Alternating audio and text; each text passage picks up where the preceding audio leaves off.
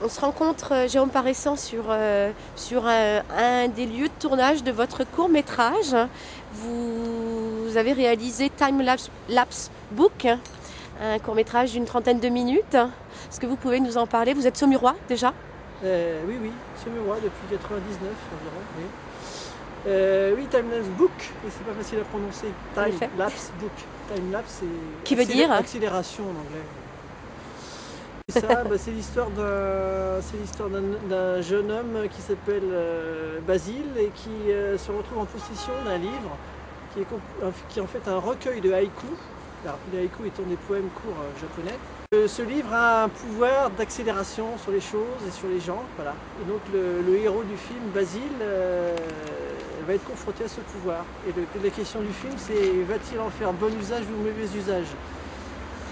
L'idée vient d'abord de l'envie d'utiliser l'accélération, en fait, les images accélérées dans le cadre d'une fiction.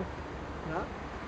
Et après, il a fallu trouver le lien et ce qui pouvait donner une dynamique à une histoire. Donc c'était le livre. Vous dédicacez Oui. le court-métrage. Norman McLaren. C'est le cinéaste qui a inventé le procédé de stop motion et c'est un des premiers cinéastes à avoir, à avoir utilisé la pixelisation. Donc en fait c'est un procédé qui consiste à photographier, à faire une prise de vue continue mais image par image. Ce qui permet concrètement de pouvoir faire des choses insensées et impensables aux personnages. Procédé que vous réinvestissez dans le court-métrage. Oui, par exemple dans une scène, vous voyez le personnage qui est sur un quai de Loire, il glisse sur le sol. Bien sûr, on ne peut pas faire ça, donc on fait image par image, une image. Alors, vous parlez du quai de Loire, Oui. donc qui fait partie des lieux que vous avez filmé, vous avez introduit dans votre court-métrage. Il y a le rond-point qui est à côté de l'office de tourisme. Il y a un quai de Loire qui est de l'autre côté de la Loire. En fait, c'est pratiquement en face de la mairie. Et on voit en arrière-fond, de l'autre côté de la Loire, on voit la mairie et on voit la chapelle des Ardillers. Ce court-métrage aujourd'hui est visible en ligne. Oui, oui, il est visible dans sa totalité jusqu'au début janvier. Vous allez aller l'exporter dans des festivals. Un festival pour un court-métrage pour un réalisateur, ça permet de faire connaître son travail. Et donc effectivement, le déroulement naturel de la vie d'un court-métrage, c'est d'être présenté dans des festivals de films dédiés au court-métrage. Voilà. Et puis après, le film peut être effectivement diffusé par différents moyens, télévision ou autre. Et puis aussi, je vais essayer d'organiser de manière ponctuelle des projections publiques.